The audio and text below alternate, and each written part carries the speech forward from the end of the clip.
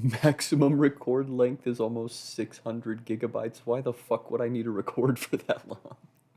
I love how whenever I'm normally recording, everything sounds fine, but the moment that I start recording like a podcast or something, like my microphone all of a sudden is super sensitive and picks up like every tiny little click and like swallow. Yeah, isn't that just the greatest? Well, while you're working on those settings, thank you all for tuning in. Today I have Asmo with me again, and we're going to be talking about one of the greatest movies to ever exist, the The B movie. greatest movies to ever exist. Yeah, the B movie. Or wait, how did you word it earlier? Let's see. Jerry Seinfeld cracks jokes based on kids' responses. Yeah, that was it. Okay. If you couldn't tell by both of our tones, we're obviously being sarcastic. Um, this movie, I feel like people overhype and they're somewhat blinded by nostalgia. They don't really take too much of a critical look at this movie. Um, and unfortunately, I think Well, that's a yeah. habit with a lot of like children's media as well, not taking a critical look at it. But really, we should be taking even more of a critical look at it because you shouldn't just be feeding kids slop and garbage like Jerry Seinfeld. Yeah. Well, and I think like part of what you said, part of it was at the time. This movie was released in 2007, so you also have to take into account like the time of when it was released. This was when DreamWorks was still making like a bunch of like different movies here and there. They were taking chances. They did earlier before that they were doing Shrek. Later on like Kung Fu Panda. Like this was like the 2000s, so they were like on fire and just popping whatever possibly came into their head. So obviously, we were just sitting there and just watching whatever at the time, but now looking back, hindsight being 2020, we can see that there were a lot more flaws and plot holes in the movie that we previously did not realize, and it just didn't age as well. That's a good point I didn't even really think about is that nowadays we are absolutely just inundated with all these different 3D animated movies. There are so many options out there that it's hard to choose because of how many there are. Whereas back then it was more you like few and far between because of the technological and budget Yeah, yeah, yeah. limitations and whatnot. Yeah, this was during the whole 3D movie boom, where Toy Story and Pixar were finally starting their first, like, CGI, and we were making huge advances there. Um, So as like a tech so as like a technological showcase, like it isn't bad for like, graphically what it is. But in terms of an actual story, yeah, that's where it kind of like starts to fall apart. Yeah, that point does kind of remind me, and I don't know if you remember these, but do you ever remember the commercials where they were like, they had Jerry Seinfeld like strapped up to some sort of rig and he was wearing a bee costume and they were like making him fly around and shit? Yes. Yeah, and then they're all Yes. like, don't worry, Yes, we're I not do doing remember that. We're that. doing it 3D animation, so it looks good. Yes, yeah, I totally do remember that. And I remember there were also the film trailers that we saw, like whenever you would buy like a DVD on for like Over the Hedge, I think was one of the ones that we saw a trailer for B movie. And yeah, it was funny because you would see like the interviews where Jerry Seinfeld's just like, "Oh yeah, I am just this bee in this hive, and turns out that this life isn't for me." And he goes out into the human world and talks to a human. And I think that was the entire plot point that they had in the trailer at the point, and that's kind of like what the movie is. 'Cause after he talks to Vanessa, the movie starts to fall apart and make less sense. Oh yeah. And that's not just because you have to suspend your disbelief in believing that a bee can talk to a human. It doesn't make sense for other reasons. Oh no, yeah, that was kind of. I'm pretty sure the last time we did discuss about this, the point where he actually goes up and talks to Vanessa, that was the critical turning point of the movie, where it's just like, okay, from this point on, it just gets worse. It just keeps going downhill, and it's just one random idea being spitballed into another, and it feels like the writers are just throwing mud at the wall. So, speaking of the general plot, I'm assuming that anyone who would be watching this already has seen or knows about the movie. I think it would only be appropriate to just give like a really quick, just plot summary. Yeah, so like as a really high level like plot summary synopsis, there's a bee named Barry, Barry Benson. He is one of the he's a recent graduate at one of his hives who lives in Sheep Meadow, and he is a bit indecisive and doesn't really know what exactly he wants to do for the rest of his life. So he goes outside the hive to the human world and he meets this florist named Vanessa. Um, Vanessa ends up inadvertently saving his life, and so he feels the need to sit there and, like, express his gratitude towards her. Um, so he breaks the 1B law, which is absolutely no talking to humans, and they later talk and they chat for a bit, and they kind of like, I guess, sort of like date for a little bit. That sounds And so then it weird out turns loud. out, it does kind of sound weird to say out loud, but Barry then discovers that humans have been harvesting honey from honeybees for quite a few years now, and he feels like there is like humans are basically harvesting honey illegally, and that it should all be given back to the bees. There's a bit of a goofy lawsuit case that goes back and forth, basically with a bunch of clowns for lawyers, and eventually they end up winning the case. And it turns out that after the bees got all their honey back, they no longer needed to do any of their jobs, and all the flowers started dying. And because of that, the entire food chain starts to collapse, and basically it's up to him and Vanessa to uh, try and sit there and repollinate the rest of the planet using the last living flowers. And yeah, that's pretty much the summary of it. They sit there and they get the flowers and they repollinate everything, and that's the movie.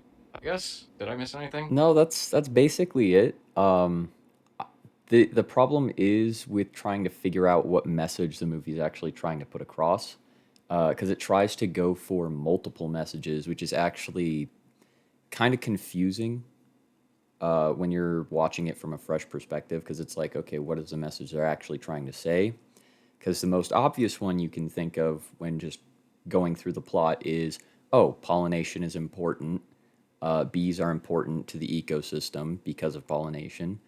But then you also have that random quote at the start of the movie and then towards the climax of the movie, where it's talking about like defying expectations, saying a bee shouldn't be able to fly because it's too small for its wings or some shit like that. Its wings are too small to get their fat little bodies off the ground. Yeah. So it's like going against expectations and still being able to be great, but then it also wants to double dip with the message about like pseudo environmentalism, where it like almost cares but doesn't really give the amount of attention that it needs to handle that subject. Would you say it's kind of the same kind of environmental message that the Lorax gave? I feel like every single 3D animated environmentalist, even partially environmentalist movie that has come out for children, just does not handle the subject well at all. Whether they just botch it entirely, they sideline it with a different message, or they do some other stupid shit with it. I think there's like maybe one animated movie I can think of where they handled environmentalism at least somewhat well, not perfect, but well enough. Do you know that movie off the top of your head? Fucking Ferngully. Oh, I don't think I've actually heard of that Dude, one. okay, growing up with Um, so many sisters, like, yeah, it was kind of destiny for me to see that movie at some point. It's literally just like a fairy movie with a bunch of fairies and shit in a forest. And it's about like don't cut down trees. It's bad. And it's Oh, like, yeah, I mean, that's yeah. we were talking about different movies and like their environmental messages and stuff like that. What exactly is the message that B movie was trying? Oh yeah, I remember now. Um, I think during the time when this movie actually did come out, a little bit fuzzy on the time period, but this was during the later 2000s. Wasn't there also a an ongoing issue with like colony collapse disorder that was going across the nation and stuff like that, where honeybees were just suddenly dying, and that was part of the reason why they removed the buzz from the Honey Nut Cheerios box that period of That was time. around the same time, yeah. So that might have been why they wanted to help spread awareness about the importance of bees. I'm assuming that's why they wanted to make a bee related movie at the time. So yeah. I don't know how Jerry Seinfeld got involved in all of it. Oh, wait, there is one really important message that the B movie gives. Being pro Israel. No, Where did you get the pro Israel argument from? okay, no, that's like that's such a stupid joke. No, it's just because of Jerry Seinfeld. He mentions Oh, Jewish and B-ish a lot in that movie, and I just think it's so I don't know, just kind of wildly inappropriate. There are a lot of insensitive race-based jokes in that movie, and oh, also like species, which in this case would be race-based jokes for the bug world. So, it's a little uncomfortable hearing Jerry Seinfeld make essentially the B version of race jokes and somehow get away with it in a kids movie. yeah, yeah. Also, I was gonna say homophobic jokes. There was the one homophobic joke that he made about the drag queen. Oh, right, I do remember that one. Yeah, he was like, that's not a queen, that's a drag queen," because it was just like some bee with a It's a man in a beard dress. and wearing a dress and whatnot. And he's like, "That's a drag queen," and like I don't. It's not even because of like any sort of sensitivity or anything. The joke just doesn't land, even for what it is. It's just like, would a kid even understand that joke? Because I don't know if they would When around that when time when it came when I out. so I was a kid during that time. I think I would have been 10 years old. Yeah, I would have been 10 years old. I did not get that joke Yeah, when it came I out. didn't get the So joke either when I was a kid and I first watched that movie. I was just like, "Oh, is the joke that it's like actually just a dude pretending to be the queen?" I mean, like, okay. I re- I remember I remember explicitly talking to my mom after the movie was over, saying, "Mom, what's a drag queen?" And and she didn't know how to Oh answer no, for me that's so awkward. because yeah, I was gonna say the joke just didn't make any sense, and obviously I was ignorant. I didn't know, Oh, that's so but like, goofy. can you blame me? Yeah, no, that's so goofy. I don't. Oh, there are a lot of like I don't know, just not appropriate adult jokes in the movie. Like I get that, having adult jokes in any sort of entertainment like that kind of makes sense, to make sure the adults are also enjoying their time watching the movie with their kid. But when I it's was gonna stuff say, like that, it's yeah. just like, ugh, that just makes it awkward. There's nothing wrong with making some adult jokes here and there. Like you said, it's whenever you make like, a G-rated movie or PG-rated movie, it's meant to be enjoyed by everyone, not just the kids. But like you said on that same comment thread, you also have to be cautious and be careful and think about like, okay, how might this like, interpreted or like how might this like not go or land the right way? Yeah. That does remind me of, and I may have mentioned this before in some other, I don't know, just some other video probably, but just something that really stuck with me when I was in a creative writing class. My teacher saying, just because it is like media or something you do that's like for kids, like the kids are the intended audience for something, that is no excuse for it to be bad. Like it should be high quality content in general. Yeah, and I think I would agree with that. Okay, should I just like go over my different notes that I have, all the bullet points, even if they don't make sense and I don't remember them because we watched this movie like forever ago? I mean, if you mention them, I'll probably remember because it's not terrible. At least I like to pretend it's not. Okay, so at the start of the movie, I just have it written B jokes, sharpener, question mark. I'm assuming that's referring to when he sticks his stinger inside like a Yeah, sharpener yeah, or yeah, whatever. That's yeah. I don't know. That scene just makes me feel uncomfortable. It's just so weird. It was when Barry was getting ready for the day, and yeah, he was sitting and applying his honey for his deodorant, his makeup, his hair gel, his wash, his everything, and I then think there yeah, was like eventually when one kinda okay joke with that, and it was just like a joke of being obvious, where he's just like yellow, black, yellow, black, yellow, black, yellow, black. Oh, black and yellow. Yeah, let's shake it up a bit, and it looks the same as every fucking other outfit he wears. Um, I feel like that was supposed to be an anti joke. yeah, no, it's so close, so close. Just I don't know. I feel like even the execution on that joke wasn't great, even though it was probably one of the stronger jokes that fucking bumbling idiot made throughout the movie. Oh yeah, also not all of the bees in the hive have cars. I don't know why I decided to make a note about that. I don't think that's that important, but I don't know. They carpool. Oh yeah, yeah. The because Adam and Barry carpool They have together. a very strange relationship with each other. I mean, they basically sound like they're just recent college grads, so they're just broskies, I guess. Broskies who like grab each other's foreheads and start making really weird noises. I Yeah, hate that. I hate every basically, time I see that. It fucking pisses me off. yeah, just college days, just acting like Oh, idiots. I actually have that specific scene written down in my notes. Bullet point says, "What the fuck was that face grabbing shit?" Question mark, question mark. Okay, well.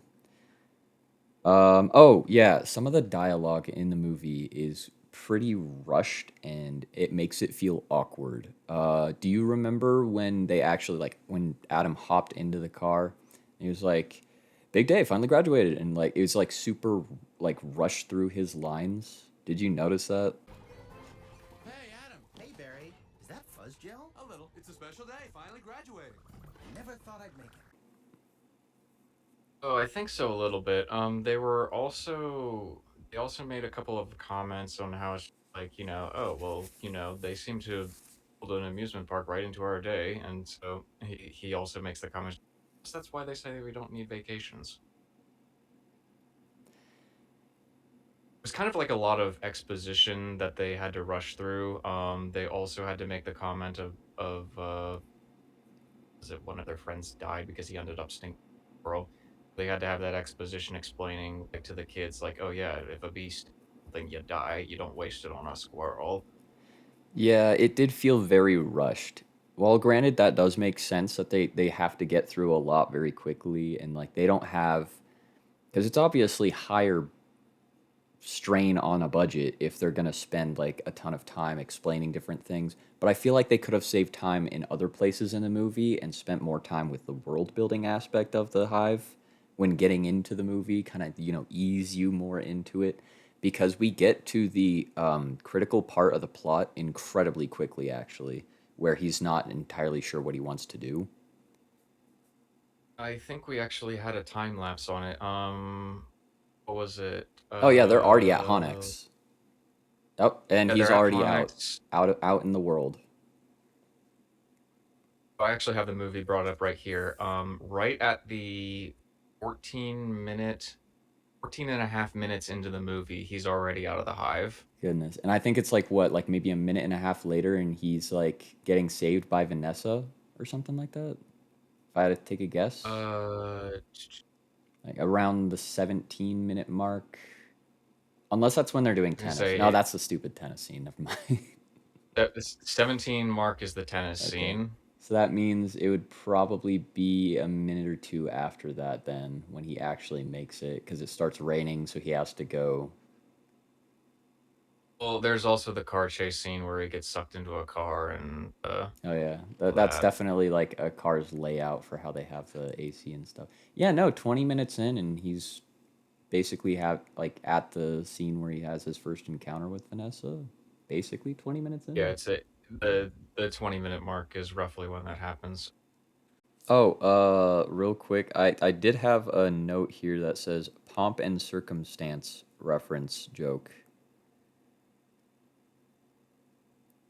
I don't know what that means. It's quite a bit of pomp under the circumstance.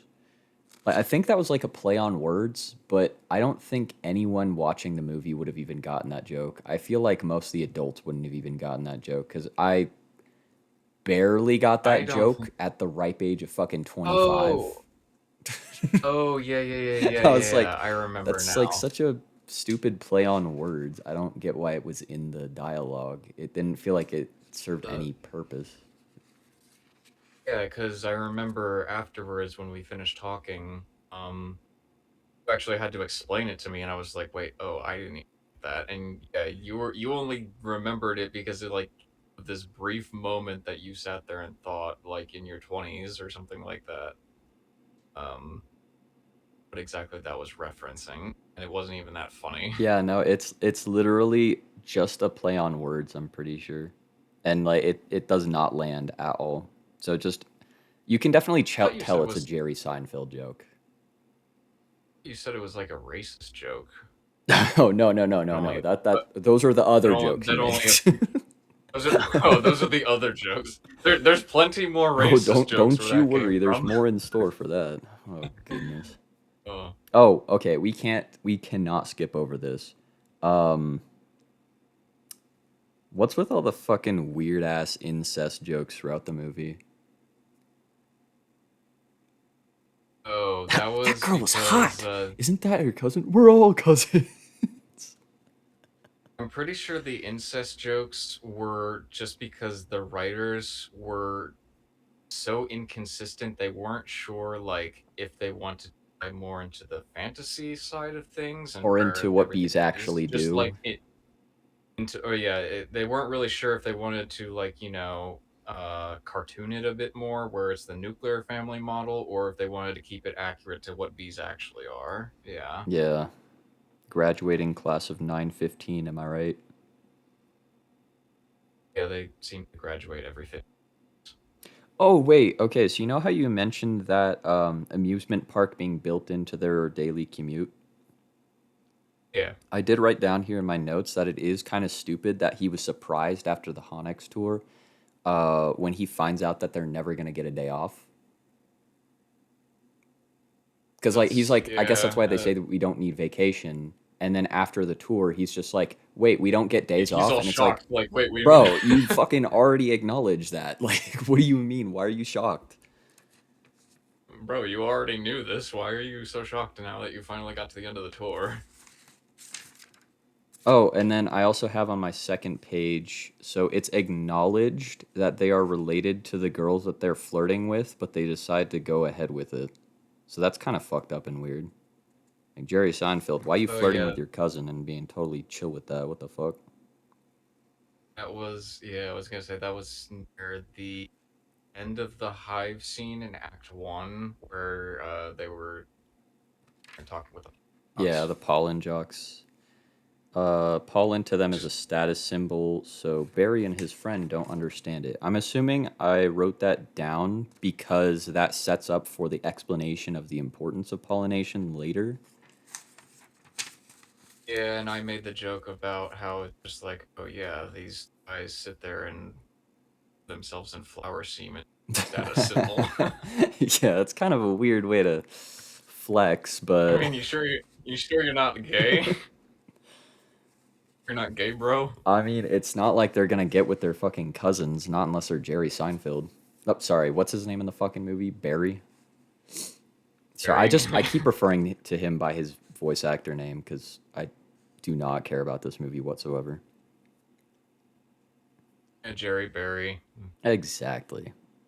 Barry Seinfeld. Um, oh yeah. So you brought up this point the last time we were talking about it, and I wrote it down here. Um, we were kind of confused why changing your job is not allowed and why bees aren't allowed to be like cross trained because they have to pick a job and then they're never allowed to change it, which doesn't make sense. Because, like, I feel like a lot of conflict in this movie would become irrelevant if they just allowed for cross training, which, everywhere in the fucking Uh, world allows, except for Bee World, I And they, guess. I was gonna say, except for B World. I guess it's because they have a 100% employment rate. I don't know. Yeah. But then also the job Um, picking at the counter, like the things keep opening and closing, which means that not only is there like another job counter, but like it makes it seem like they can switch their jobs, but they can't. Honestly, I feel like they're not really working jobs and more so just working the stock market. Yeah. um, the other thing that I think we pointed out that was a bit confusing is they never actually explained why it was a B law never to talk to humans. Like, when did that get established? Why did that get established? Um yeah, no, they only mentioned it when Barry was about to leave the hive for the first time because, obviously the guy in charge was like, I don't recognize this guy. Why the fuck is he on my flight platform? And then they're like, oh, we're taking him out to show him the ropes and stuff. And then, so he's going through all the different rules and whatnot. He's like, bees can't fly in rain. Also, absolutely no talking to humans. But then, yeah, no, they never actually explain why that's a rule and why it's the most important rule. But like I feel like having the bee that is known for like rule breaking and not picking a job and not doing what other bees are doing, and then just letting him leave where he risks breaking the most important rule, I feel like that's just not realistic. Even if you suspend your disbelief with talking fucking bees. Yeah, I think it just ultimately came down to the fact of back to our original point that you made. They were just rushing to get Barry outside the hive, which is a shame because the hive is one of my favorite like areas in the entire movie because it's it's very whimsical. It's very fantasy like. It's something you get to reimagine. It's like that's obviously not what real beehives look like, but it's fun to imagine it that way. Yeah, it's the world that we as the audience don't know. Whereas the real world, which is where most of the movie takes place, is in the world that we know, which I feel like they did just so that Jerry fucking Seinfeld could have more material to work with by making fun of obscure actors that he didn't like or whatever. Because he thought that You was know, more it, important than the actual movie itself. Now that you actually mention it, and this didn't come across my mind until just now, Barry almost kind of follows like the reverse hero story trope arc, where instead of leaving the normal world to go to a fantasy one, he leaves his fantastical one to go to the normal world. It kind of makes it more boring that way. Yeah. Uh, oh, okay. So now I'm starting to realize why I made the point about the pollen to them being a status symbol because they don't know the importance of it yet. I have it written down because after they leave the hive, and Barry's being shown the ropes and whatnot, some of the pollen jocks explain the importance of pollination to Barry. Therefore, Barry should know at this point in the movie, which is very early in the movie, like what, 14 minutes in? He should know the importance of pollination because it's literally been explained to him by the guys who fucking do it. 16 minutes, I think, is what the actual timestamp is. But yeah, um, that is a really good point because, He you just know, forgets later in the movie, I guess.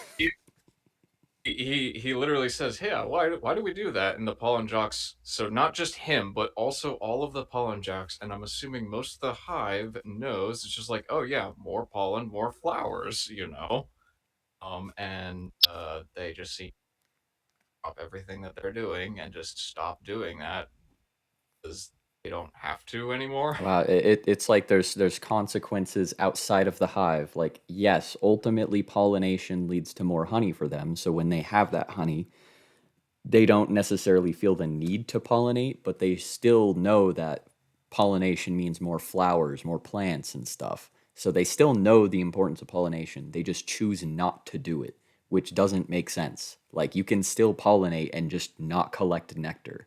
I feel like that's kind of overlooked.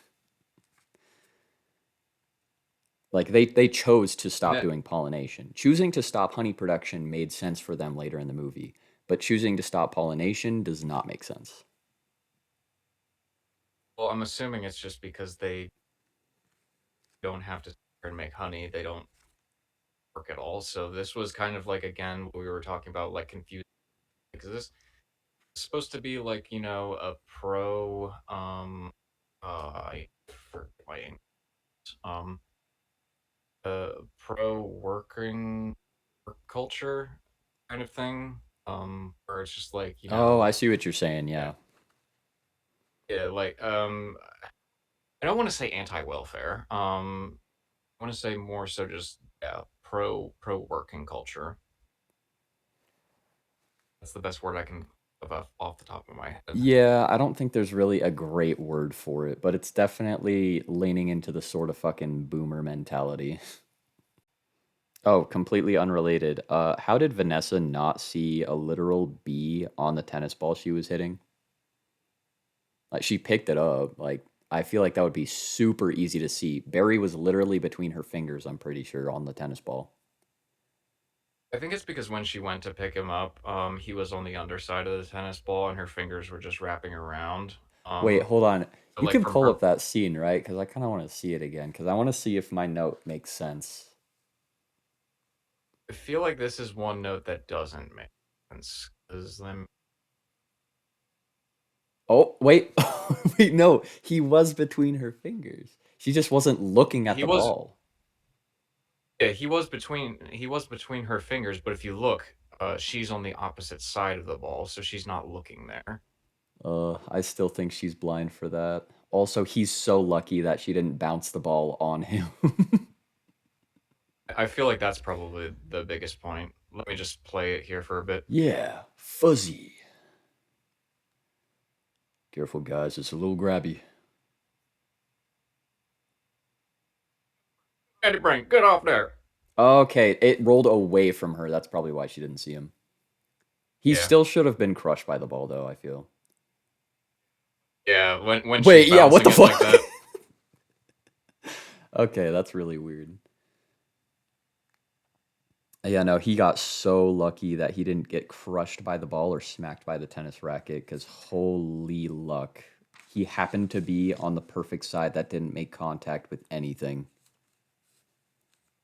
out of that entire tennis match. Oh, wait, okay. So, you know how on the flight deck scene before Barry leaves the hive for the first time, the flight I'm just gonna call him the flight commander because that's probably what the fuck he was called in that movie. Um, Drill yeah, sergeant. like We'll just call him the drill sergeant. he knew that it was going to rain that day, but after that whole tennis ball scene, like maybe a few minutes go by and it starts raining. Why did they even bother risking going out at that time if they knew it was going to rain? Like, they literally have a weather bee and they chose to go out when it was dangerous because they knew that flying in the rain, bees can't do that. Like, I feel like that was I just feel. thrown in there just to artificially I force feel. him to go to Vanessa's house. I was gonna say. I feel like this is just a matter of the writing gods just deciding, okay, it's raining now. Because if you look at the rest of the movie, like leading up to this point, like not super cloudy. It doesn't look like it's going to rain for the day, and then just all of a sudden, snap your fingers. Okay, it's raining now. Uh, So I yeah. feel. I feel like they. I feel like the movie gods just decided to snap their fingers and change the weather on a dime just because the plot contrivance. It's like Deus Ex Machina, but instead of helping, it just kind of forces the plot along. Yeah, pretty much. Oh, yeah. So, obviously, bees, especially that have been in the hive and have never left the hive, they're not going to know much about the human world. But it's kind of weird that um, Barry confuses a light bulb for the sun. Like, yes, that is bug behavior, but it also doesn't make sense based on like their intelligence in the movie. Like, it was just raining. Why would you be able to see the sun? I don't know. That feels kind of weird. He knows that he's not outside. That was pretty much a bug joke because you got to realize leading up to that, it was also a joke where he doesn't understand what glass is. But at least that one actually landed well because he's never actually seen glass I don't before. remember seeing a giant number 7 on it or whatever the fuck he said. Yeah, I don't remember seeing a giant 75 watts on the sun before. Yeah. Oh, it was so mean of Vanessa to rip up Ken's brochure. She did not need to do that if she was just using it to slide underneath the cup or whatever. Like I ripping it mean, up I'm was pretty just sure like fuck you, Ken. It wasn't even it didn't actually help her move the bee outside. you got to realize they're dating at this point. uh So, that's funny though. yeah, I'm pretty sure in your notes you even sit there and just wrote somewhere, poor Ken. I think I have that written some hold on, let me find where I have it written. I undoubtedly I have it written somewhere in here. Oh, okay. I Poor just got Ken. a flash into the future. Bee racism. Nice. Oh, yep, there we go. There it is. A couple pages in the future, I just wrote poor Ken and no context. Poor Ken, no context. Because really, the entire movie, just poor Ken. Man, some of these notes were incredibly nitpicky too, but like I don't care. I'm gonna go over it anyway. Because I remember pointing this out to you, how she was putting the stuff away from her like little friend gathering or whatever after tennis, and like she put the guacamole away. I'm pretty sure she put it in the cupboard, which doesn't make sense because that shit needs to be refrigerated. But like she's just doing things in the background. The focus is obviously on Barry because he's having his internal dialogue, except doing it externally. Uh, And then she opens the fridge, doesn't do anything, and then just closes it and walks away. yeah, I'm pretty sure that was an animation error that you caught there, because it does look like she's walking around the fridge and doesn't seem to actually be accomplishing anything. Yep. Oh, my next note it Now, follows that scene. I was Go gonna say ahead. we made the joke of, oh man, this movie was made by AI. Dude, some of the scenes fucking feel like it. You like jazz? What a great joke. I feel like if there's anything in this movie that carried it, it was Patrick Warburton. Wait, what? The voice actor for Ken, Patrick Warburton. Oh yeah, no, he did a stellar job. Which also, I think one of the other points that you made was most of the funny points in this movie aren't actually about Barry. It's usually the actors in response to whatever Barry's doing. It's so funny you mentioned that because my next bullet point that I have written down is Barry at one point when he's having that conversation with Vanessa after he makes that weird Guatemalan joke, which what the fuck was that about? But he's just like, oh yeah, bees are funny. And then I just wrote Jerry Seinfeld pretending to be a good comedian by saying it out loud. I was gonna say because yeah, the Guatemalan joke. I'm not sure how they got away with that because that was just fucking straight up Yeah, racist. I don't know where he was going with that. Like that joke does not land. It's just wrong. It's just wrong. I don't know what else to say about that. It's just so dumb.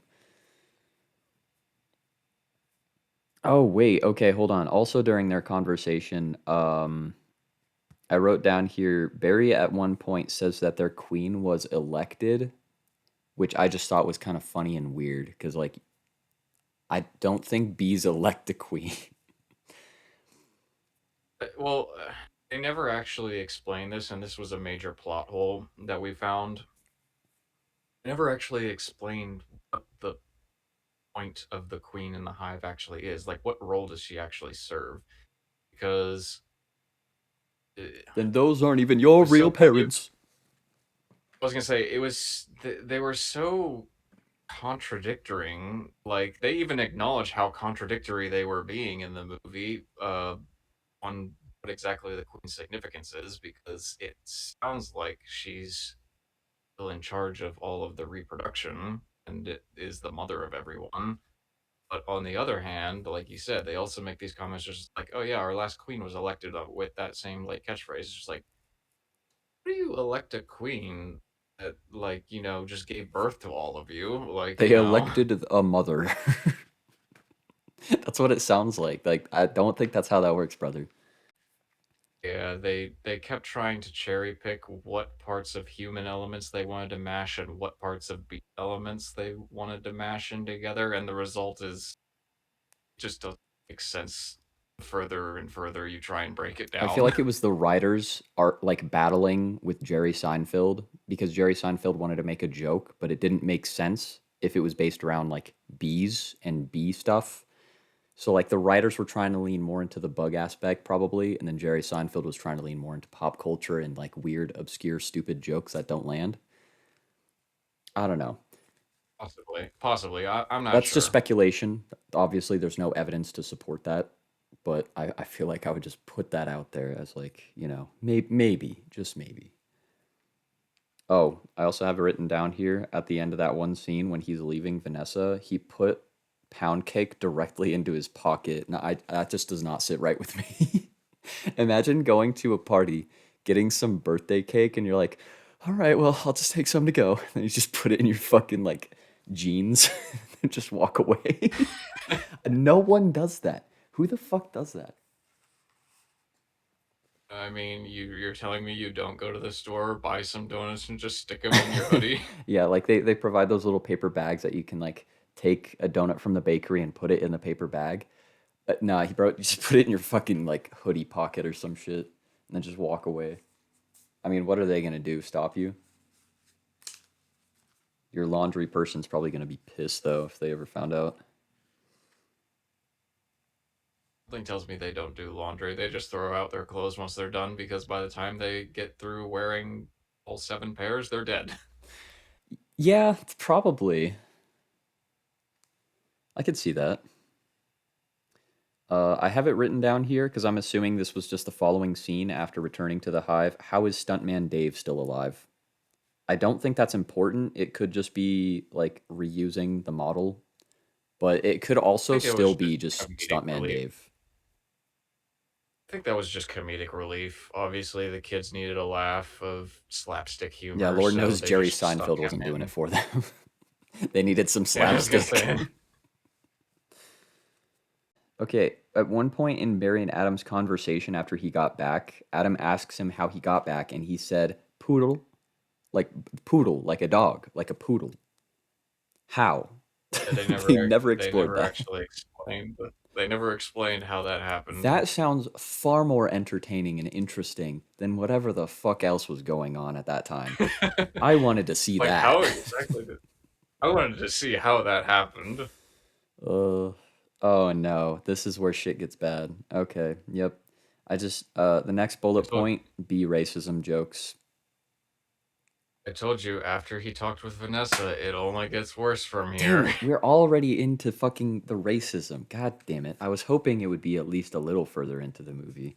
We really got in there straight away, huh? Um,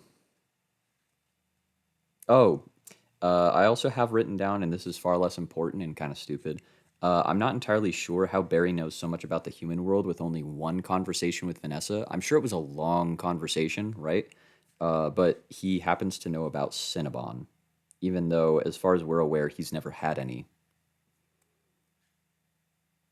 I'm guessing they ate Cinnabon on their date.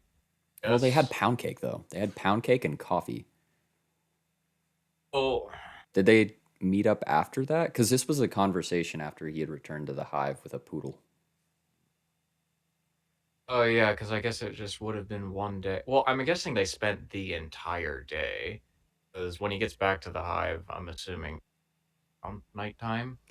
Yeah. Um, Okay. So maybe it was brought up in conversation because she was explaining different pastries and stuff.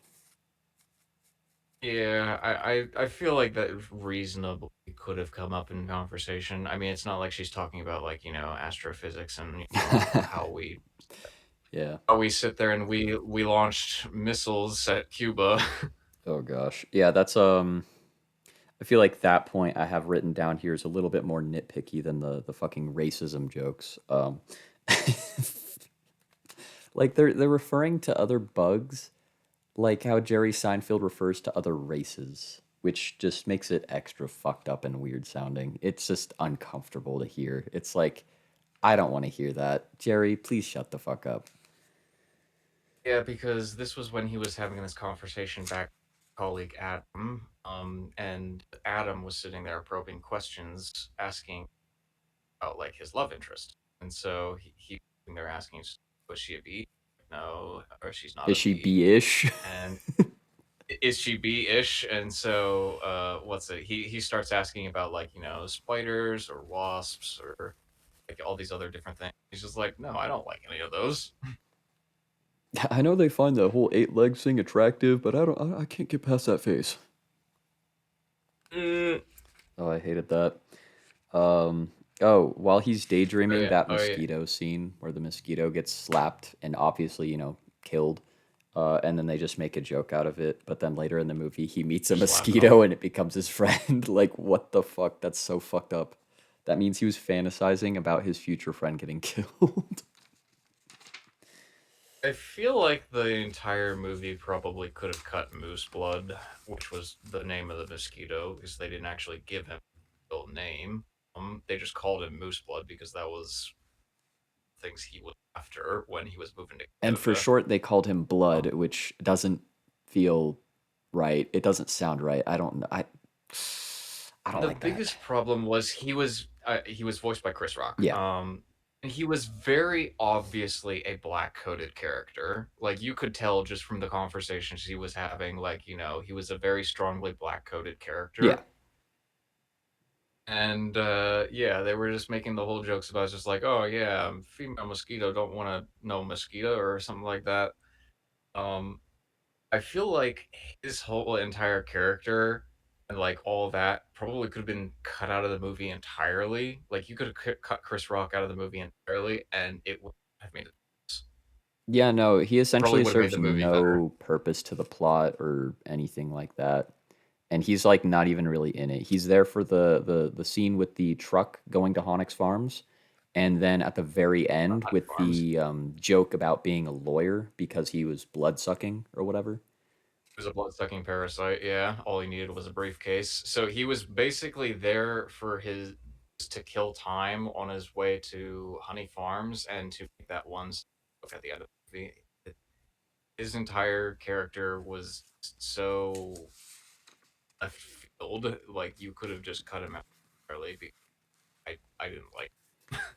Yeah, which it just makes that one scene with the weird fantasy with Vanessa even more just uncomfortable in retrospect because of all that How many bugs are actually in the movie. sapient?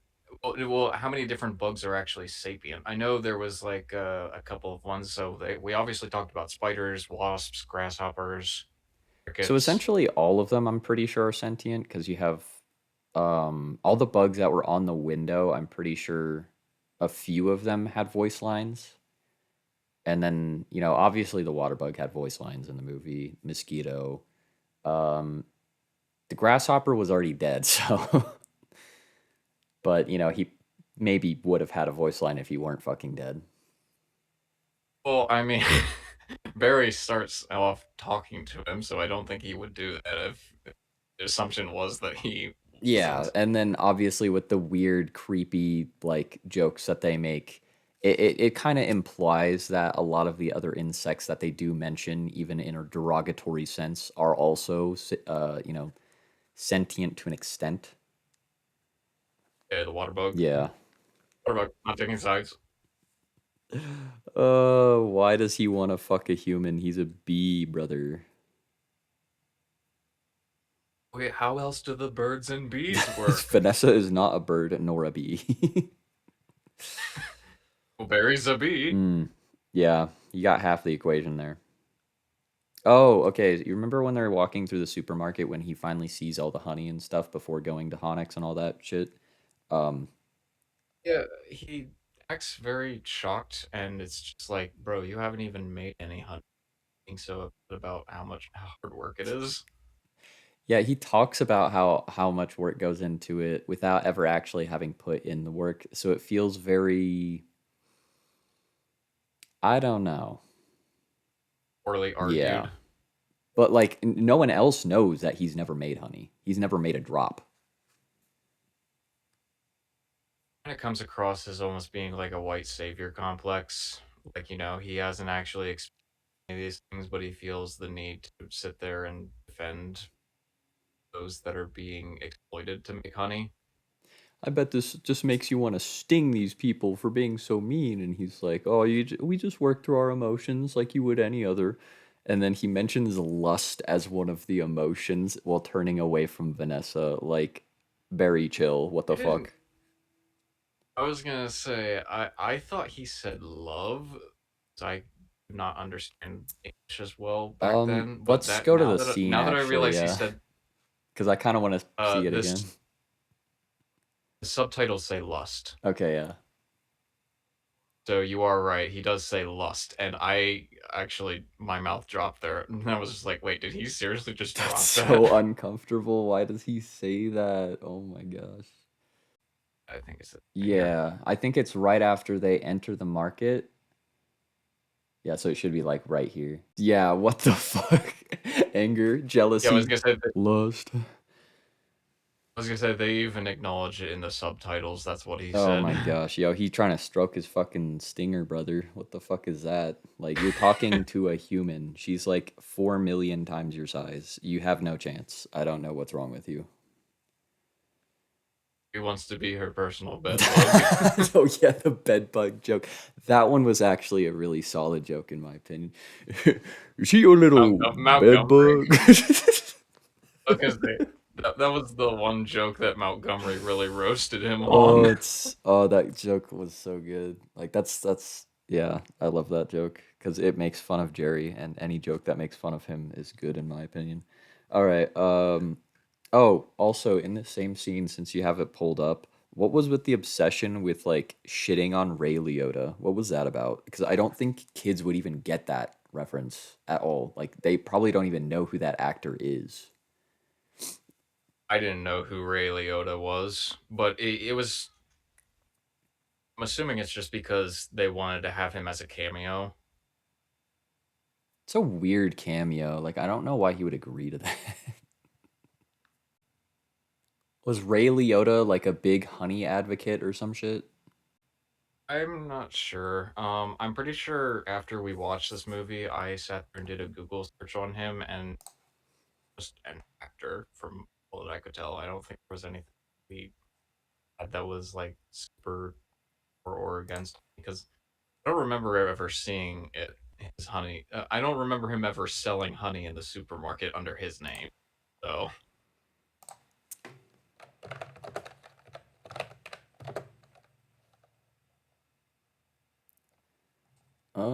Okay. I'm just gonna look up why he was in that movie. I don't know what I'm gonna get, but oh my gosh, I'm not the only person who's looked this up. That's so funny. why was Ray Liotta in B movie? Okay, so God, I fucking hate AI overview. Like, shut the fuck up. All right, it says because he personally requested a role from Jerry Seinfeld during the early stages of production. So it's basically his buddy. Yeah. So basically, he just wanted to be included in the movie, and I think that was the best way they could find him to like put him in or whatever. Well, another joke that lands very well, if you couldn't tell. What a great joke. Which is weird. Why didn't they just cast it being Adam?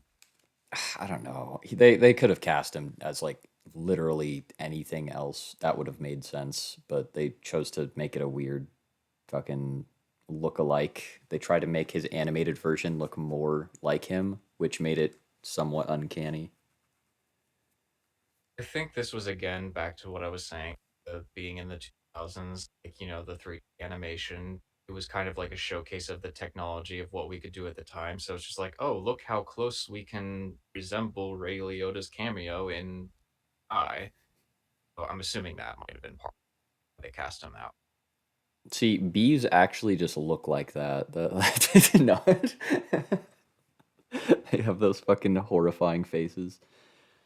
Oh, that scene with Hector in the warehouse, it started off kind of funny, but then it kind of got questionable. They made a bunch of panic jokes there.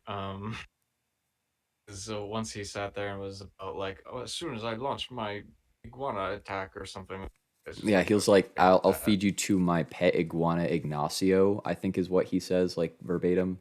You, sir, are about to be launched for my iguana, Ignacio. Um, I didn't like that just pull line. ahead. That line Let sucked me just pull it. because everything else Let me was just pull funny ahead. because it was just like, "He is here, I sense it," and it's like that's funny because like how the fuck would he sense a bee hiding in the vent trying to sneak up on him? That's so He goofy. is here. Well, when he sat there and said, "He is here," I sense it. I'm assuming that was supposed to be a Legend of Zorro reference. You know, um, I I feel like that's what that was supposed to I be. wish I had seen that movie, but I actually have not seen that movie before. I know references about it, but that's about it. Yeah, and yeah, it was Antonio reference for The Legend of Zorro because I'm pretty sure in the movie he does make that line. He is here. I sense. Gotta love it. After this scene takes place, he's trying to chase down that Honey Farms truck or whatever. Oh yeah, you sir will be lunch for my iguana Ignacio. Like that line just I don't know, that just doesn't feel like appropriate or funny at all. Especially since he's an American worker, like what? You're just making the stereotype like, oh, he obviously must be Mexican. There's an iguana named Ignacio. Yeah, that definitely feels like a fucking Jerry joke right there. He definitely tried to sneak that one in, and they're just like, whatever. It's like 2000, whatever the fuck. Let's just put it through. It's 2007. Let's do it anyway. Yeah, what could possibly go wrong? Um, oh, you know how the biker that Barry used to launch himself towards the truck? You know how that biker was faster than a car? That's wild. That's such a Yeah, I'm nitpick, but guessing it was like, just. come on, come Is on. it just the? I'm guessing just city traffic. I don't Like, know. what they could have There's done. also a very Say, there's also a very dangerous biker and nearly got into an oh yeah, accident. But you know, I feel like what they could have done, and it wouldn't have changed anything, it would have just made it less stupid looking. They could have easily just had him launch off like the antenna of a car, and then that would also, you know, make more sense and draw a parallel with, how he's doing the whole baseball meme with the antenna as it's going down because they're all like, turn the radio off, and then the radio antenna goes down. Because it would kind of like nod to that, like foreshadow almost. oh yeah. I didn't even realize that was the whole baseball Yeah, with the baseball bat picture where you put reference. one hand over the other, and that's why when he put his hand on top and was like, haha, because that's how you would decide who Oh, was outfield first and who was in or whatever the fuck. it was yeah, who was outfield and who was Yeah, infield. because I'm pretty like at least that's how we did it in PE. So I'm assuming that's just like the standard, which is like a reference that I feel like Oh was yeah, no, appropriate. that's a common thing, and that's something kids would understand Yeah, too. like maybe not all of them. It might fly over a couple of their heads because kids can be pretty fucking stupid. But because I'm pretty sure I didn't get that as a kid, but I got it later. But yeah. Oh, and then we already talked about the Chris Rock playing as Moose Blood. And then I wrote down here that it almost sounds like they're trying to do a Bloods and Crips joke because they just keep calling him Blood for short, which I don't like that, But we already talked about that. Yeah, They make the honey, we make the money. Yeah, because bee farmers definitely talk like that. That's not even a nitpick. That's just, it's so over the top comically evil when they show the characters and the farmers, the bee farmers. Yeah, you just sit there, put it in a jar, slap a label on it, and it's basically pure profit. Oh yeah. Oh yeah, but that scene also doesn't entirely make sense because I get that they're in a prison, but they're also allowed to leave in order to actually, go to the flowers and then go back to produce the honey. Because obviously they can't just Again, produce honey without anything. And like those apartment again, things didn't really make sense because where are they making the honey if it's being scraped from those things? yeah. Again, I'm gonna say this because I think it makes sense. It feels like Barry's playing the white savior complex because the honey farms are very much portrayed as like slavery camps. Honey slaves to the white man was such a horrible line and so uncomfortable too. Yeah, yeah. They even sat there and made that line. So again, it just feels like they're trying to paint this white savior. Uh, oh, you remember we spent like an unhealthy amount of time on this scene because I was making a big stink about it and then it happened to be true. You remember when they were watching like the news network thing, like B News, and they were introducing all the different like people and they gave all of Oh, they them were titles and positions and then they just say, and Jeanette except for Chung. Jeanette Chung. And they don't give her a They even position or sat there and anything. They just say, "Oh, yep, she's there." Bob Bumble at the anchor desk. Weather with Storm Stinger. Sports with Buzz Larvey. And Jeanette Chung. they even sat there and had an awkward pause right before it. And Jeanette Chung. Like it's so fucked up. It feels like so weirdly like It's like like a be a misogyny or some shit. I don't know. like I say, it almost came off as being a bit sexist, like she's just there for the Yeah, I know, inclusion. because they had Bob Bumble with wait, hold on. Okay. The Storm Stinger with the weather, Buzz Larvae with fuck, what was it? Like sports or Sports. something. And then Sports. Bob Bumble Yeah. with like reporting or like as anchor or something like that. And then they just say and Jeanette Yep. Chung. Bumble anchor. Yeah. And Jeanette Chung. Like it that feels it's You too couldn't you intentional to be by an accident or a coincidence. you couldn't have called her the Yeah, co-anchor? no, they give her no title. Like even just like the text that shows up on screen has their like subtitle like or whatever underneath their name. But for her, there's nothing there.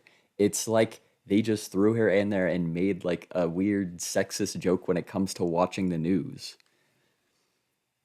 I think it was more so like a DEI Yeah, joke. it just felt so fucked up and weird. It's like why would you because it's a joke that would fly over almost everyone's heads. To, pun unintended. But like, yeah, no, that's they really try to fly that one under the fucking radar, didn't they? But I'm on to you, B movie. I'm on to you, fucking Mr. Seinfeld, you bitch. Oh, B Columbus. I just wrote "Go fuck yourself" after I wrote that in my notes. Oh yeah, he was sitting there and celebrating all the different B B figures, and he Gandhi, mentions B B Columbus. Jesus, B Columbus. Go fuck yourself. Columbus didn't do fucking shit. Maybe in the B universe he wasn't just a rapist pillager, but That was definitely worthy of a double middle finger. Ugh, thank goodness. God bless. All right. Oh, and then when he's talking to B Larry King, and he's explaining like Larry King, like the human, and he's just like, "Oh, you're very similar. There's You have very similar." there's a And he's like, "Very Larry King in the Jewish." human world too. Why does he I'm say kind of that? surprised.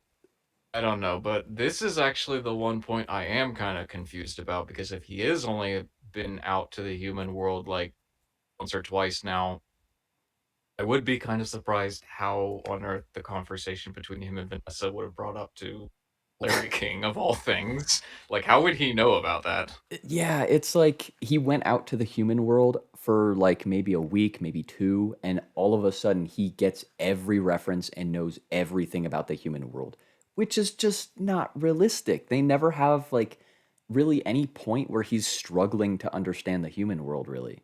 They kind of Well, how erase else? that sort of aspect that could have added to the movie, where he's just like, oh, you just don't know how it works. Well, how else is Jerry Seinfeld supposed to crack his jokes if he has to play ignorant?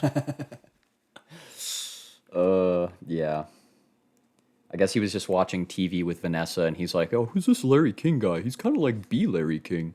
But instead, it's the other way around where he's just like, oh, you're like Larry King. Like he didn't know about B. Larry King. Why the fuck would he know about Larry King before knowing about B. Larry King? How does that make sense? It's like he Yeah, knows more about the human world than the fucking B world. probably Yeah. does. He spent like 2 weeks with Vanessa and he's already laying pipe and knows everything about humans, but doesn't know shit about bees. Uh, But you gotta realize he also skipped a day in oh college. yeah, yeah, yeah. You're right. You're right. You're right. Out of a 3-day college, he skipped one day and missed like 33% of all of his Oh, you came education. back different. Came back a piece of shit. Well, actually, no. He probably started off that way. Anyways, oh, this is the porn. The porn. Sorry, this is the this is. This I meant to say point, and then I read my note. This is the point where where you made an allusion to it earlier, where I wrote down poor Ken. Unfortunately, poor yeah, Ken. no. Instead of saying point, I just read the first word and then added the nt at the end of it. Yeah, let's just talk about porn real quick. Yeah, no. Anyways, Poor poor Ken. Ken. I was gonna say, poor Ken. If you don't know what we're referencing, you watch the movie once, you will instantly know poor Ken. He's just He's constantly a punching bag for no reason. he's the punching bag for no reason. He's just trying to find a He's the job and most have a stable life, and a bee comes along and ruins it, steals his girlfriend, prevents him from getting a job, probably. I don't know. He probably fucking killed his dog too while we're at it. Like it's Jerry Seinfeld just fucking up some dude's life for no reason. I was gonna say, Ken is the most sane person out of this entire movie, and he gets punished for it Are so there other much. bugs in your life? That was one of the most killer lines is when Vanessa's sitting there and arguing with him, just being like, there are other things bugging me in my life. And it's just like, he's the nicest bee I've known in a very long time. And Ken's just like, what the hell am I arguing with at this Yeah. point? I feel like I'm talking to someone who needs admitted to an insane Why is asylum. yogurt night so difficult? He just wants to have froyo with his girlfriend. Poor guy. Oh, similar to that, after the whole froyo night shit, Vanessa's helping Barry with suing the human race, and she says, "Did you want sugar with your coffee?" And he's like, "No, thanks. I don't use the competition, or whatever." Like he's saying that sugar is his competition, but he also doesn't want humans to have honey. So what the fuck does he mean by Wait, that? wait, he made that Yeah. comment? I totally Yeah, missed yeah. that. Go to the scene where he's with Vanessa. It was right after the first like Ken scene where he's like, "Why is frozen yogurt night so difficult?" or whatever. Okay, so it would have been after the Honey Farms visit, and he's Oh, going to there's B. Larry sue. King. Okay, yeah. So So it's right after this scene with the with Ken and the froyo, and then okay, so it should be coming up right now because she's saying that the reason they can't have yogurt night is because they're working on their case together. So she brings the coffee over. She offers sugar. Yeah, I try not to use the competition. bro, what the fuck? That is so fucked up and twisted. Like, okay. So you want us to want your honey but not have Yep. it? So it's like okay.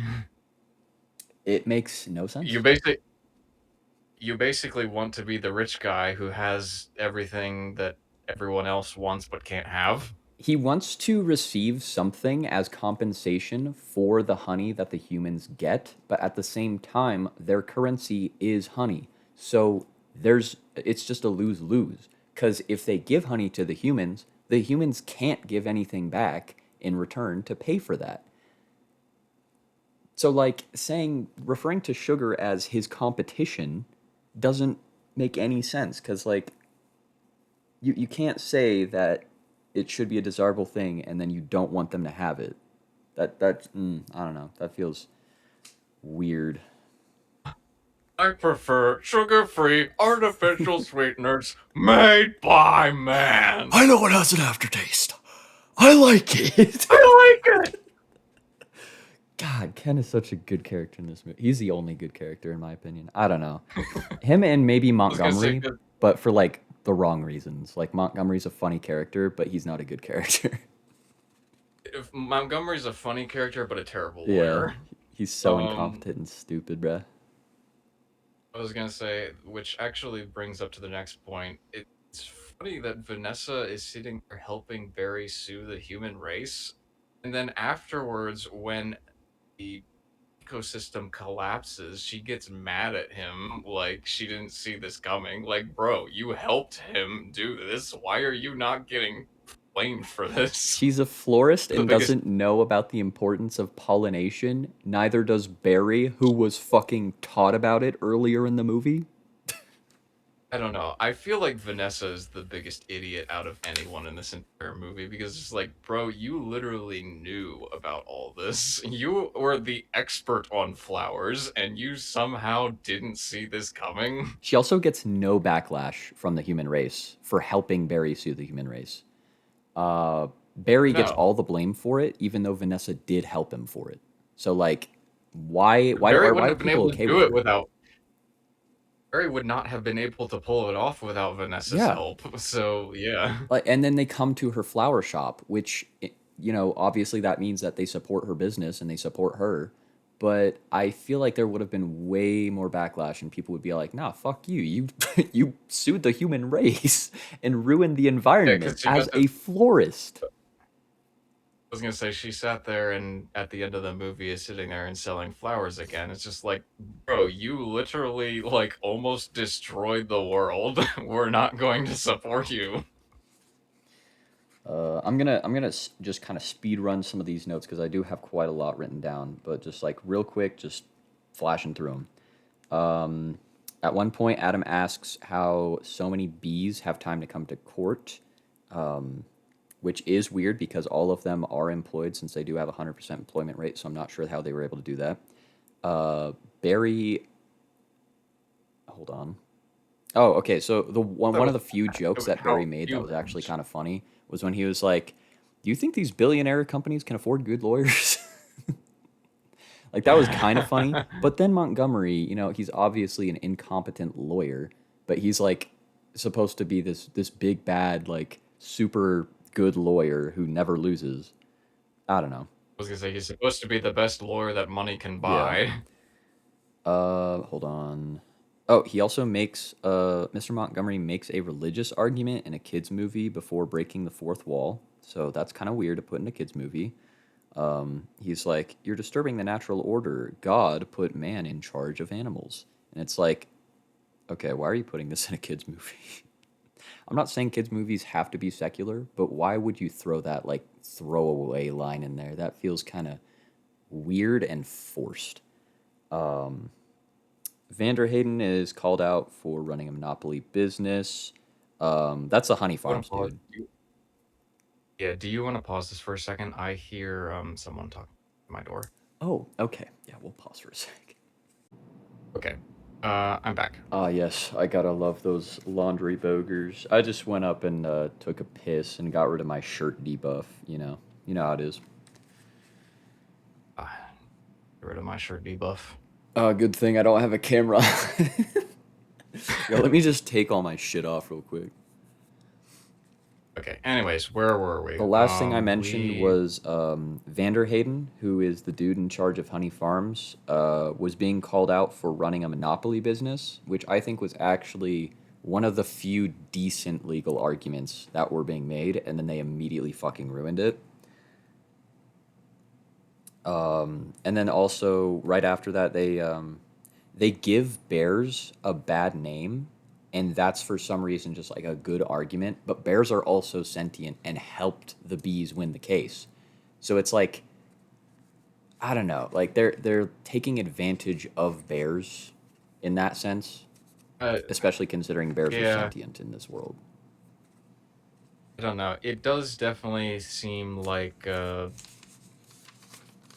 mean, the whole courtroom case was probably when the movie was at the lowest of its low. It was just filled with a bunch of non-sequister statements and like thought terminating cliches. Yeah, there were a lot of non sequiturs. Like they go from the bear shit to the weird like Mr. Sting reference where Barry makes the case that it is cultural appropriation, which coming from a dude we know is actually white just feels I don't know. That doesn't feel right in my mind.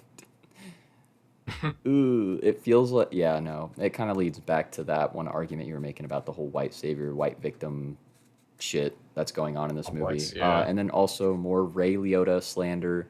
But moving past the first court day, we see Barry eating steak.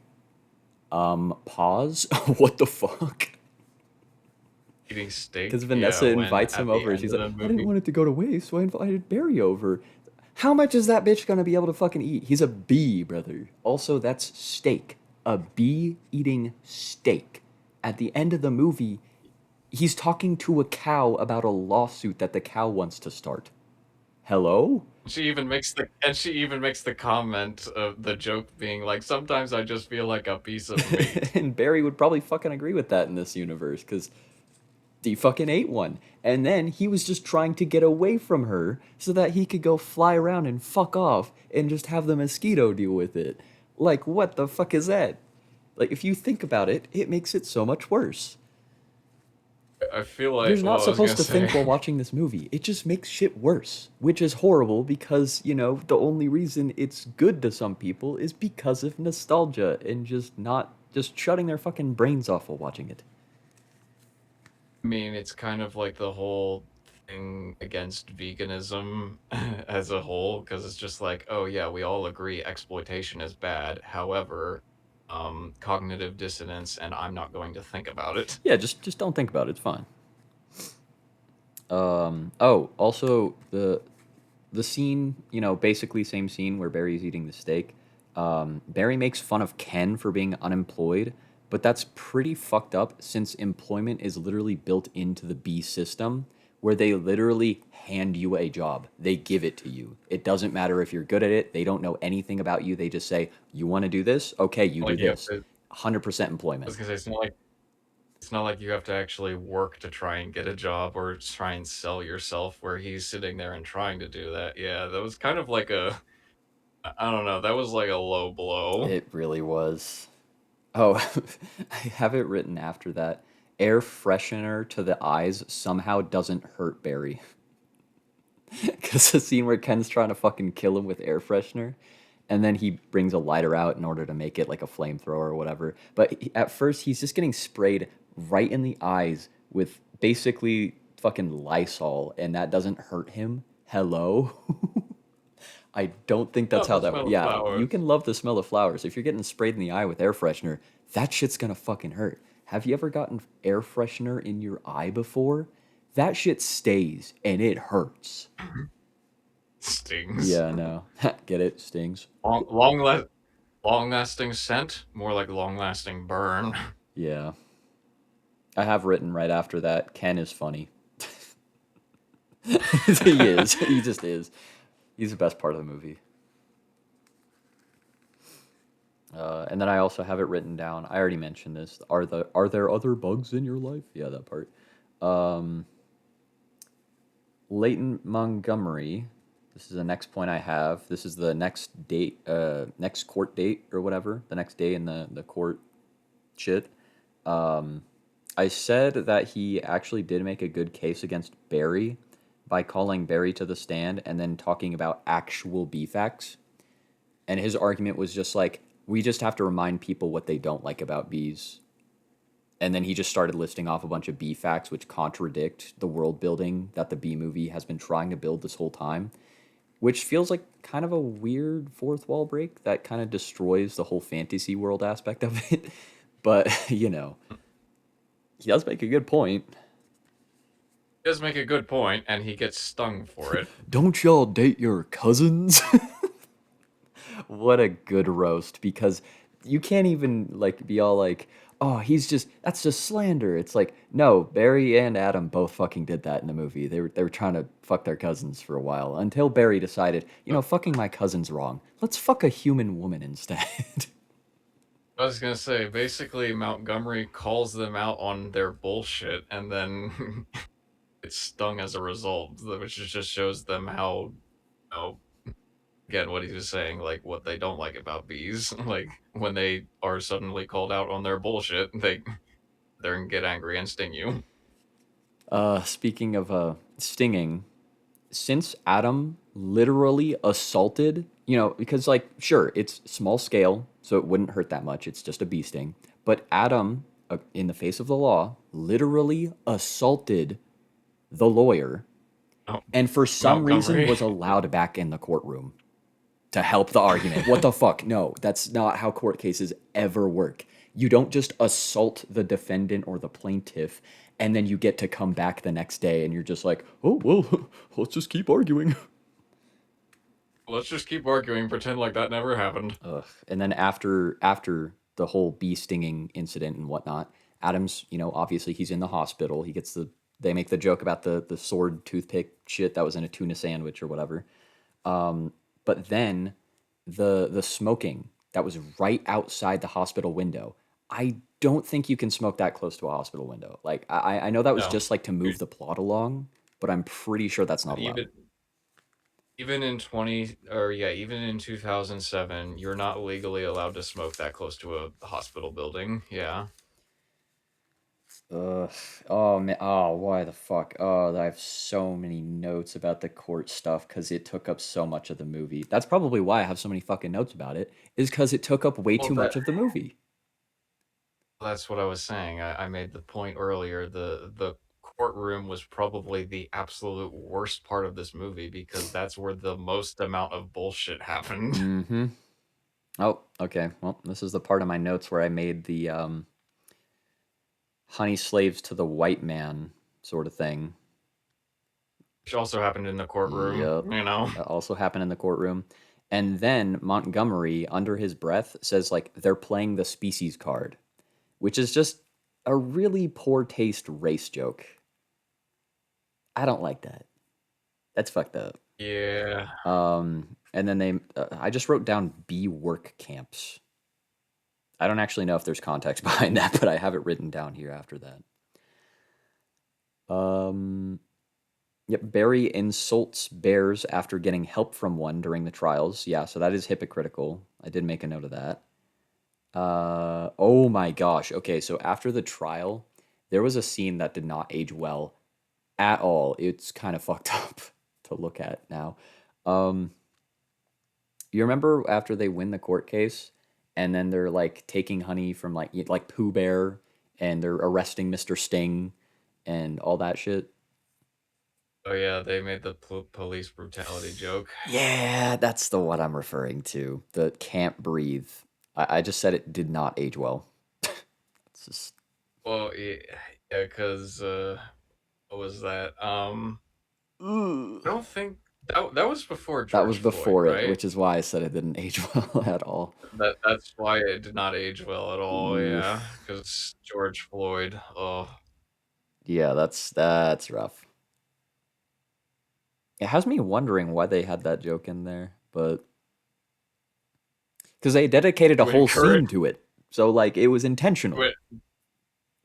So obviously, people knew about police brutality prior to this, but we just wanted to make it funny. Yeah, I they don't wanted to know. make a Like haha police funny out of police it. brutal What the fuck? police brutality is okay actually when it's enforcing white people's Yeah, rights. yeah, yeah, yeah.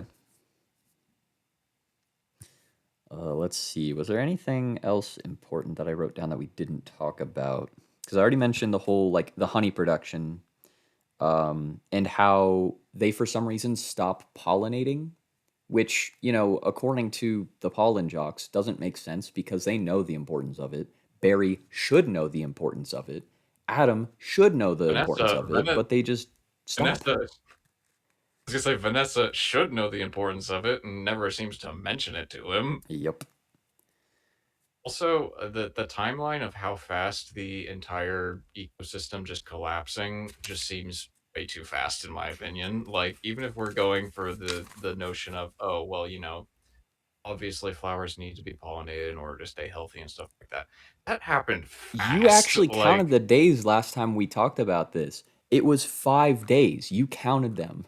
It was five yeah, days. 5 days. It was literally 5 days, and the entire world is now on the brink of collapse. Yeah, that's realistic. That's definitely how that works. Ugh. Oh, do you remember that suicide joke? Because that was actually really funny, but it was not appropriate for a kids' movie. Which, oh yeah, I sting I you. step on you, Yeah. you sting me, you step on me. That just killed you twice. Oh yeah. Uh, we already talked about how the world would also hate Vanessa, so it doesn't really make sense that she has all sorts of like support and no one knows who she is. Um,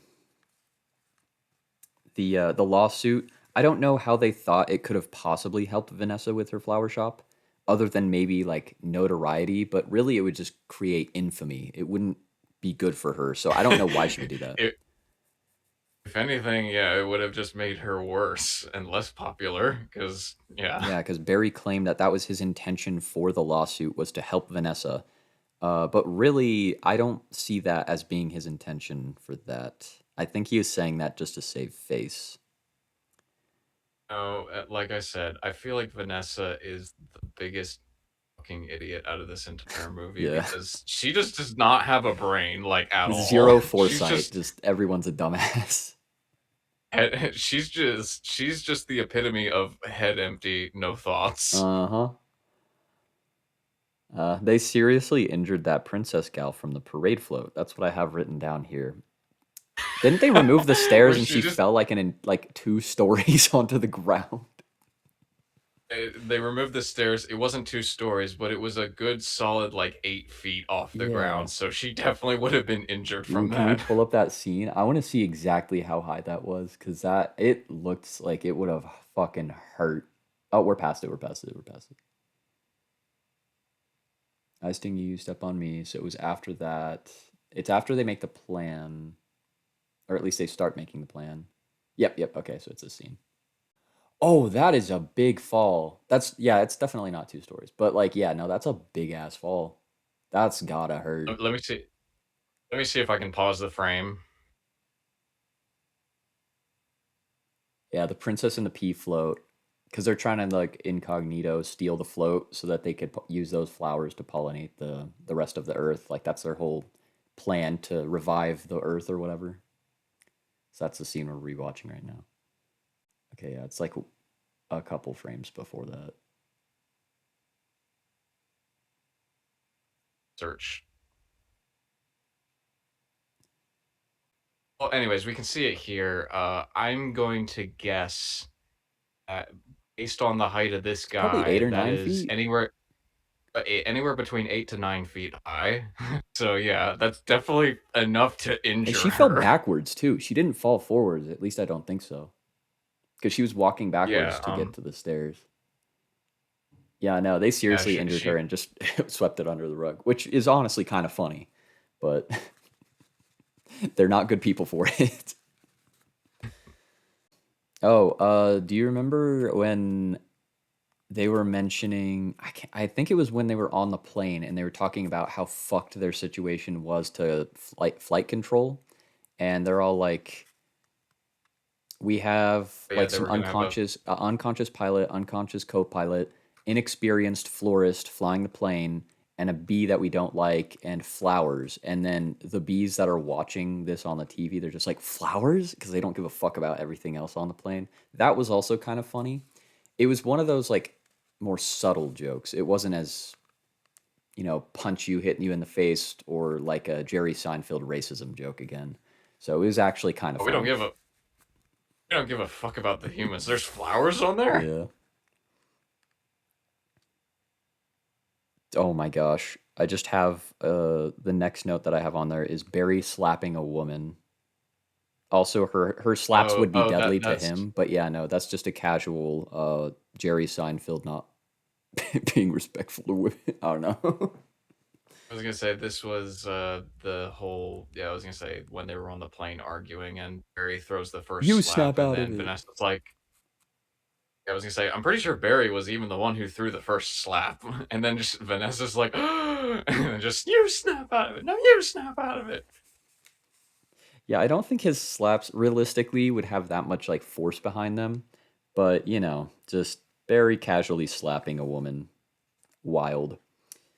Some casual B domestic violence in the movie. That's how you know it's a good movie.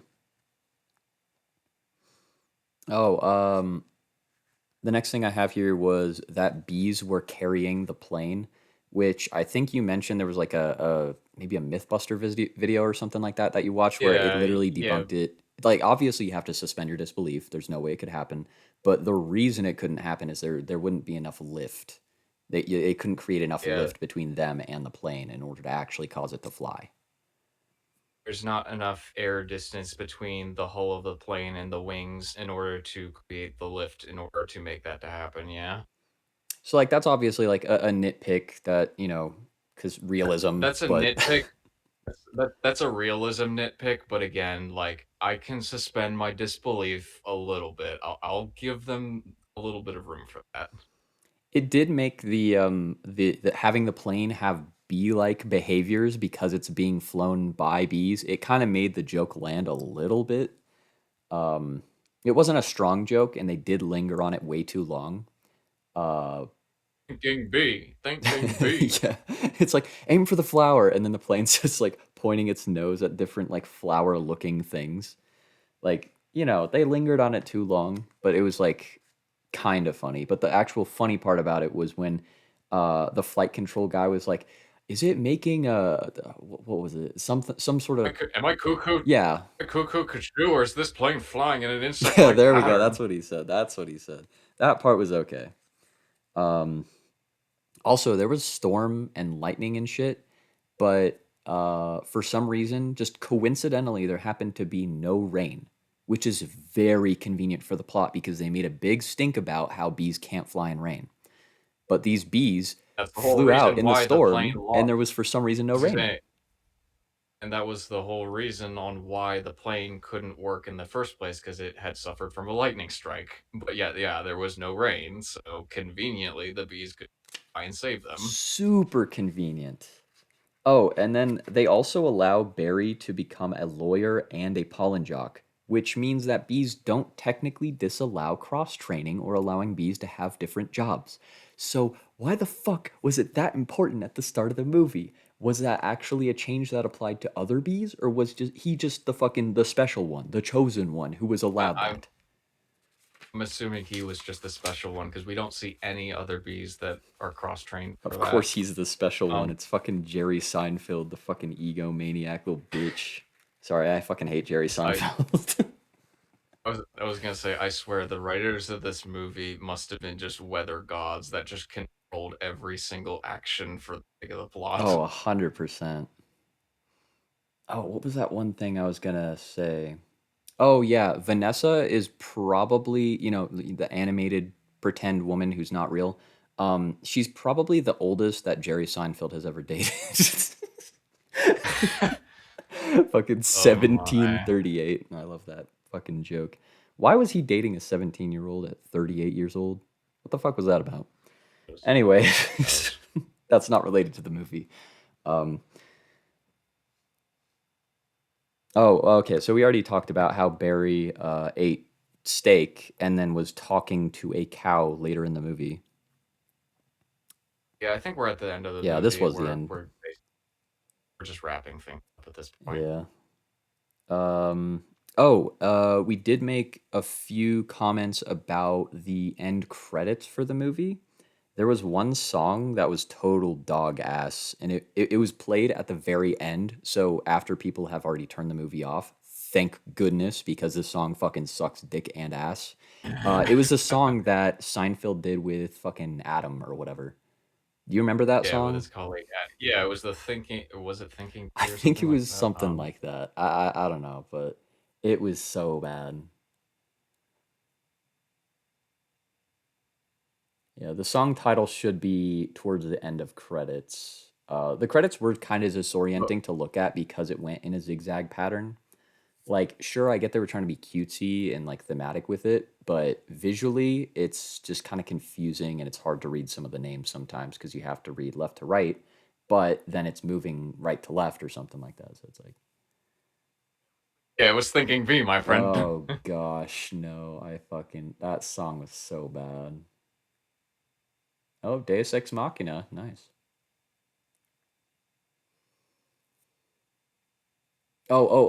Kid humor consultants. Yeah, that's why you made that joke about Jerry Seinfeld just making jokes to his kids because it's literally who are they? Sasha It's in Seinfeld, the credits. Julian Seinfeld, and Shepard Seinfeld were all the kid humor consultants for the movie. Wow. They're literally in the They're credits. fucking I in made that there. joke because it's true. Oh, pizza consultant. Don't forget about that guy, Chris Bianco. Yeah, he was the most important part of the movie, I think. Physical fitness training for Mr. Benson and Mr. Oh, Seinfeld by Bill Phillips. So what? He was just the guy who I was just his personal gym I person. I don't know. guess I don't know why you would need like physical fitness dude, like a physical trainer to In a do in that, an but animated okay. 3D movie. Maybe it was for the ad campaign where they had him like live action for the first part or whatever. Maybe that was it, but I don't know. It feels weird. Also, you remember And wife then they support and then they system? served him pizza. Oh, there it is. I was Yeah. gonna say, and then yeah, life support system. His wife Jessica Seinfeld. Ugh. No, yeah, the song is literally at the last like 2 minutes of the credits. And it's like thinking be quartet or yeah, barbershop quartet, but with him and Adam. It sounds so bad. It's like actually ass. I would go out of my way to find the song and put it in the podcast, but one, I don't want to be copyright struck by fucking Barry Seinfeld, and two, it's so ass that I don't want anyone to go through that. It's painful. Yeah. Let's see. Oh, we did go over the fact that Seinfeld was one of the main writers um for this movie, which is why a He lot was of one the of the lead jokes, yeah, writers. no, yeah, exactly, He was the lead writer. and a producer. So that explains a lot as to why some of the jokes were very Seinfeld, I guess, if you want to put it that way. It makes sense. I'll put it that way. Yeah, he was one of the lead writers for this movie, and I'm pretty sure the people at DreamWorks basically just came to him with a pitch of sitting there and thinking like, hey, I have this idea for a bee themed movie where you're gonna get casted as a bee, and you sit there and break the one bee law and you talk to humans, and he just went from there. Yep. He just wrote everything else. They gave him too much creative control because none of his jokes really land, and the movie's kind of ass. It did not age well. He has a lot of not very appropriate jokes. I get how you can sometimes have like an insensitive joke, right? That makes sense, especially for this time.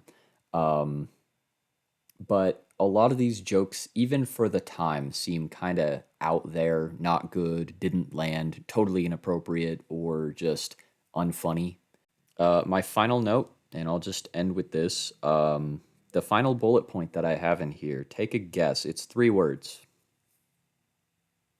Oh, the final Jerry Yep, Seinfeld. that's exactly what it says. Oh, that was the last note I had for this movie.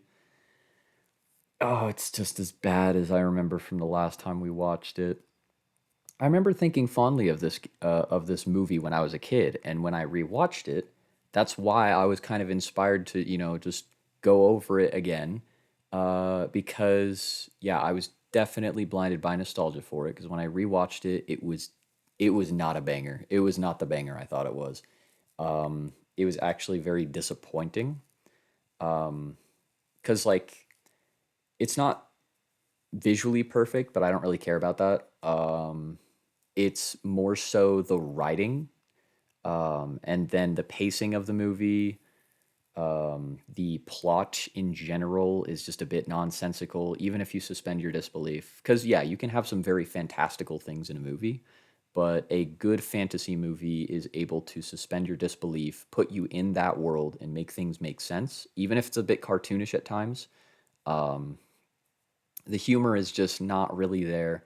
It's mostly just humor in response to the things that Barry says that makes it funny. Like when Vanessa says something in response to Barry, it's Vanessa's response that's funny. It's not what Barry said. Or Ken's response that's funny. Yeah, he himself is just not funny. Um, it's just kind of disappointing, honestly, because I really wanted to like this movie when rewatching it, but unfortunately, Jerry Seinfeld put his grubby fucking mitts on this shit and ruined it immensely. I think, like you said, the best points were probably like the jokes that were being made in response to what Jerry was doing. If it were me trying to redo the movie, the entire third act would probably just have to be rewritten entirely, from scratch. Second act, I would try and keep it more consistent with the world building that we had in the first act. Um, First act was actually probably the best part. And I wish we had gotten little bit more of like like you said, that fantasy world inside five, but they were just rushing it too much. Yeah, I'm not entirely sure how I would handle a rework of this movie, but having more emphasis on like the fantasy world side of it as opposed to the human world, because the human world's fucking boring. We know it. We're in it. We fucking live it, brother. Like we want to The know the human cool world, shit that we don't know, that we haven't seen. the human world sucks. Bring us to something else. Exactly. Like I think if they had an emphasis on having the movie almost entirely be inside the hive, because you can leave the hive, that's fine, whatever. But having most of it take place in the hive would be pretty cool. And I think if they picked a different angle where maybe it was like, um, what if there was a threat, like an external threat coming at the hive, where they're trying to capture these bees and make them make honey, but then they also don't really care about pollination. They just want honey from the bees. Maybe something like that. And it's all like, oh, well, bees, yeah, they're nice for honey, but the importance that they bring to the ecosystem is pollination. And that's why it's important that we leave them be. We leave them in their natural, ecosystems and uh, just take care of them, just let them do their shit because they're good at it and they help the environment. I don't know. I feel like that would have been a much stronger narrative than what we ended up getting with this, where they put in like a very strong emphasis on the stupid sitcom courtroom drama bullshit. Yeah, I was gonna say they went way too hard onto the room. Like, what if, oh, I almost forgot about this. You know the bear that showed up in the courtroom? That was the same exact Yeah, model from Over the Hedge, I'm pretty sure. yeah, they reused the model. From it was Vincent from Over the Yeah. Hedge. So it almost has me wondering, what if they had Vincent as like the pseudo villain of the movie, but then the actual villain ended up being the humans that were like taking advantage of bees or something like that in order to get honey, and they didn't actually care about pollination. I don't know. I feel like they could I have don't set know. something up with that because there was something there, and then Jerry Seinfeld fucked it up. I don't know. I was gonna say no. We can just sum this up to one singular point. The one thing that you just needed to change was just get rid of Jerry Seinfeld, and then the entire movie would have been You know what? fine. You're right. Yeah, no, that actually probably would make this movie like 10 times better. You don't need a blockbuster fucking name just for a project. Like, I know it was terrifying back then not having a famous celebrity do voices or something like that. Just pick fucking someone else who isn't Jerry Seinfeld. Pick like an outspoken environmentalist or some shit. I don't know. Pick an actor who actually gives a shit. Maybe pick one that's actually funny. Could you imagine if this movie were just like Chris Rock as the main cast I character? I was gonna say if Chris Rock was the main cast character, oh my. That could have been cool. Or Ray Liotta, since he wanted to be in the movie. Like, what if he were the main character instead of fucking Seinfeld? I feel like the movie could have been so much better if they just changed the casting and changed who was in charge of the jokes. Because I'm sorry, but if you're going to have like a test audience of children for movies, which a lot of movies actually do that. Like they'll have test audiences with kids and whatnot to gauge how popular it is with the kids. Maybe don't have it be fucking three of Jerry Seinfeld's kids because they're obviously going to be biased. They're like, oh, my dad's a B. Like, okay, of course they're gonna probably fucking like it. Like, Also, have a bigger you're not audience. really I was gonna say also you're not really inclusive to the different kinds of culture because you're only taking on one culture, one Yeah, household. because I feel like a lot of those jokes would not land with most kids, and they didn't. Like, based on your experience and my experience when we saw this movie and when it came out, a lot of the jokes just went over our heads. We just saw Funny Bee on TV and it's animated. Okay. And then Ken being over the top dramatic and shit. That was the funniest part. That I remembered well. And as it turns out, yeah, that did happen to be the best part of the movie was fucking Ken. Do you have any closing thoughts when we wrap this up? No, I think we've talked about as long as we've talked longer than the Length actual of the movie. length of the movie. Yeah. I'm very critical of this movie, obviously. Um, there's a lot of things that the movie did not do well. Main point being Jerry Seinfeld fucking sucks ass. All right, well, thank you to everyone who tuned in. This definitely went on for a while. It's almost fucking 2 hours, but hopefully it was 2 entertaining hours. Probably, maybe, just maybe, more entertaining than the actual dog ass movie. If you do rewatch this movie, I do recommend that you watch it you know, with your eyes open, right? Because I did go back into the movie with an open mind, but I did realize that a lot of it might be nostalgia, which was making me think that I would like the movie again. But also, put on your thinking cap while you're watching. Is it a good movie for kids? Does it have a good message? Is the message even clear? Ask yourself questions while watching this movie. You should ask questions and think about anything that you watch, any sort of media you consume. Otherwise, you're just a brain dead zombie. Are these jokes actually funny, or are we just laughing because that just seems to be canned laughter moment? Yeah, like when you're watching like a sitcom or something like that, and like they have the laugh track in the background. Without the laugh track, just think about what just happened. Was it worthy of an actual laugh or no? Because most of the time the answer is actually no. Um, but yeah, that's all I got. Thank you, Asmo, for putting in your 2 cents or however many cents you put in. I think it was more than it was definitely more than 2 cents. It was more like two fucking dollars. Oh yeah, $1 per hour. Let's go. It's like minimum wage right now, right? All right. See ya. Ta ta for now.